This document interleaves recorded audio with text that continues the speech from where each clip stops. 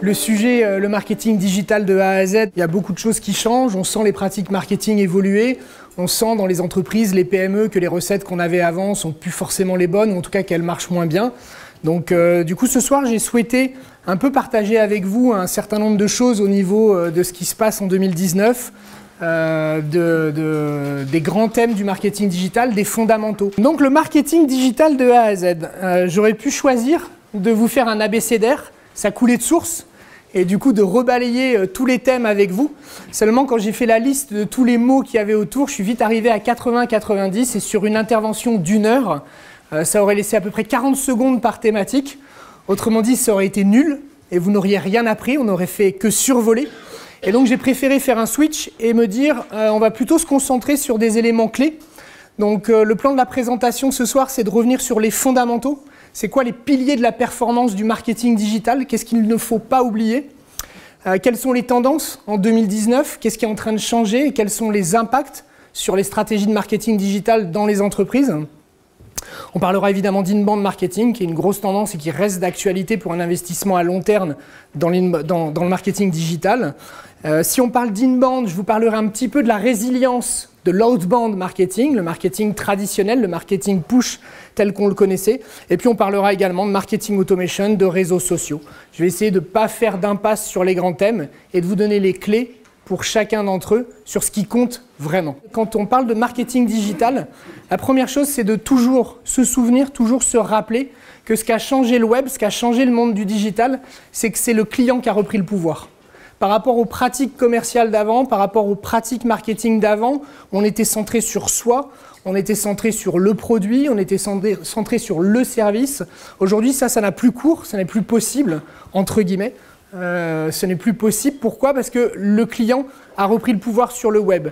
On fonctionne tous de la même manière, il y a énormément d'avis qui sont partagés, de commentaires, de choses comme ça, vous n'êtes plus les seuls à parler de vous, de votre marque, de vos produits, mais on en parle également à l'extérieur. Et pour moi, ce qui résume le mieux, c'est TripAdvisor, où en fait, TripAdvisor aujourd'hui, pour choisir ses vacances, un hôtel, un restaurant, même dans une ville pas loin de chez vous, le réflexe aujourd'hui de beaucoup de personnes est d'aller sur TripAdvisor, de contrôler les notes, de vérifier un petit peu ce qu'on dit sur le service, le restaurant ou l'hôtel que vous vous apprêtez à consommer. Et ça, c'est une vraie tendance de fond qu'il faut prendre en compte.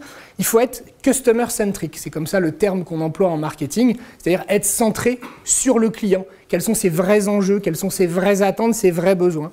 Et du coup, moi, le secteur que je connais le mieux est celui du B2B, donc du business to business, les entreprises qui vendent aux entreprises. Je connais un peu moins le monde de la consommation de masse et du grand public, mais néanmoins, on fera des parallèles ce soir. Mais clairement, en B2B, il y a quelque chose qui a changé radicalement ces dernières années. C'est que là où avant, on avait des techniques classiques de prospection où les commerciaux appelaient sur des cibles qualifiées, aller en rendez-vous, etc., aller au contact. Aujourd'hui, ces techniques, elles fonctionnent toujours. Il ne faut absolument pas les abandonner. Au contraire, loin de là. On en reparlera dans la présentation. Par contre, on se retrouve de plus en plus face à des gens, face à des prospects qui ont des a priori sur ce qu'on propose. Ils se sont fait leur propre idée avant d'être contactés. Aujourd'hui, un projet, nous on ne travaille que pour les éditeurs de logiciels, un projet d'achat d'un logiciel, typiquement, l'entreprise se renseigne par elle-même en amont.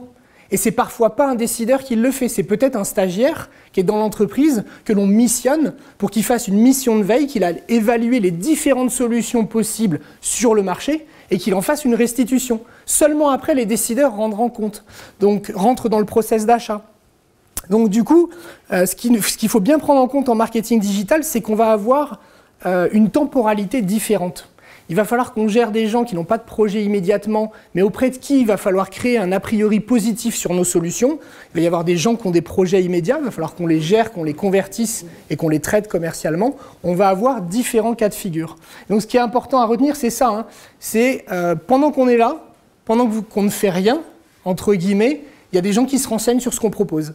Il y a des gens qui s'informent. Et ces gens-là, il ne faut pas passer à côté. C'est tout l'enjeu dans le monde du digital. Et c'est ce que je dis à la fin. Aujourd'hui, un commercial qui va en rendez-vous, ça ne sert presque plus à rien qu'il présente l'entreprise et les produits, parce que souvent le prospect a déjà une vision de ce qu'il propose. Il faut qu'il vienne plutôt en parlant du prospect et il faut qu'il vienne en lui parlant de ses enjeux et de comment sa solution va pouvoir y répondre. Et ça change radicalement les choses en termes d'accompagnement commercial et de formation commerciale.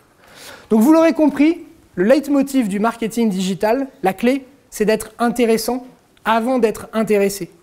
Là où les techniques historiques du marketing nous poussaient à parler des produits, des caractéristiques des produits, à mettre en avant ce qu'on faisait, aujourd'hui l'idée c'est vraiment d'être intéressant et de chercher à apporter quelque chose aux autres. Et du coup, quand on se lance là-dedans, des fois j'ai l'impression de radoter, de répéter tout le temps un peu la même chose. Néanmoins, dans toutes les entreprises avec qui on est en contact, je me rends compte que la plupart du temps, ces 3 éléments ne sont pas respectés. Et même quand on en discute, ça peut paraître évident, mais néanmoins, c'est des fondamentaux. On rencontre régulièrement des entreprises qui ont dit « Ah bah tiens, j'ai testé ça, j'ai fait ci sur les réseaux sociaux, je ne comprends pas, ça ne marche pas. » Et bah oui, ça ne marche pas parce qu'il y a des étapes préalables qui ne sont pas faites. Donc, du coup, quand vous voulez travailler une stratégie de marketing digital, en B2B en tout cas, pour moi, il y a 3 piliers fondamentaux qui sont successifs et qu'on doit travailler de manière organisée. La première chose, c'est d'être trouvé, de vous assurer que vous soyez trouvé à tous les points d'interaction où se rendent vos prospects. Donc évidemment, un des points d'interaction qui va être essentiel, c'est votre site web, votre site internet, qui va recueillir du trafic. Mais vos prospects ils vont peut-être s'informer ailleurs. Ils vont peut-être lire les échos, si vous ciblez des directeurs financiers. Il y a peut-être matière aussi à être présent sur les échos, de différentes manières, en naturel avec le cercle Les Échos, ou en sponsorisé, en payant avec de la publicité. En tout état de cause, la première chose, c'est de recenser là où vous devez vous trouver, pour être sûr que les prospects qui s'y trouvent entendent parler de vous.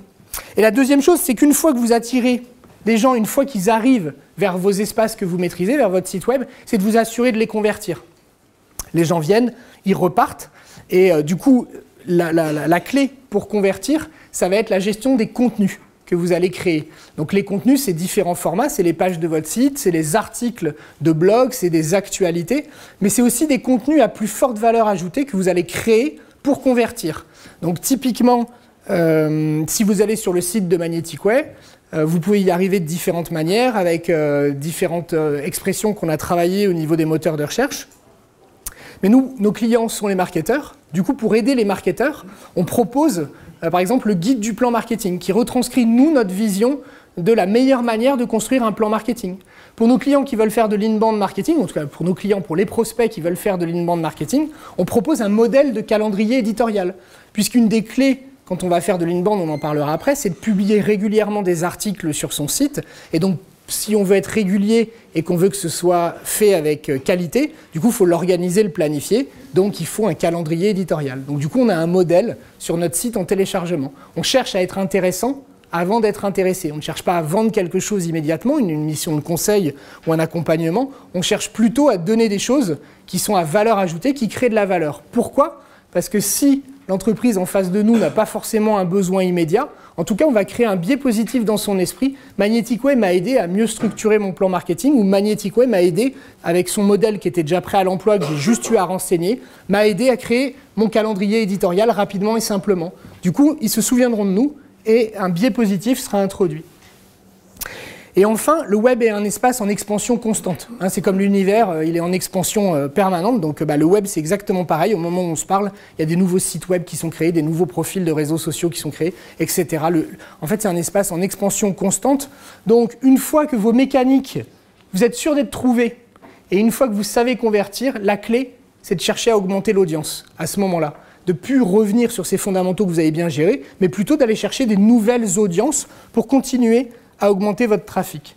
En tout cas, du coup, vous l'avez compris, la clé va résider dans votre capacité à engager le visiteur. Si vous attirez du monde, qu'il y a des gens qui passent autour de vos publications, mais que vous ne les engagez pas, c'est-à-dire qu'ils ne likent pas, ils ne partagent pas vos publications, ils ne s'engagent pas sur vos contenus en les téléchargeant, en remplissant un formulaire, et bien du coup, vous passez à côté du potentiel de génération de leads dont on va parler après.